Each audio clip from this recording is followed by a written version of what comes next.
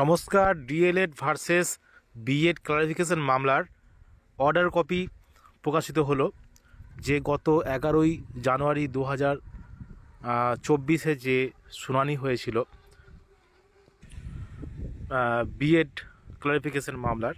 তো সেখানে কিন্তু যেটা বলা হয়েছিল যে 2018 সালের যে এনসিটির গেজেট সেটা কিন্তু বাতিল হয়েছে, অর্থাৎ যে গেজেটের কোনো অস্তিত্ব নেই, তার আবার ক্লারিফিকেশন কী হবে।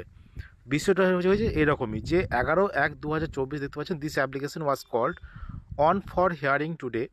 তাহলে কারা ছিলেন? যে অনারেবল জাস্টিস অনিরুদ্ধ বোস এবং অনারেবল জাস্টিস সুধাংশু ধুলিয়া। কারণ 11 আগস্ট 2023 পর কোনো অস্তিত্ব নেই ওই গেজেটটির। অর্ডার কপিতে কি বলেছে সেটাই বলেছে, দেখতে পাচ্ছেন যে গত 11 জানুয়ারি 2024 যে clarification case BEd, upon hearing the council the court made the following order, we are not inclined to insert in this application, the miscellaneous application is dismissed.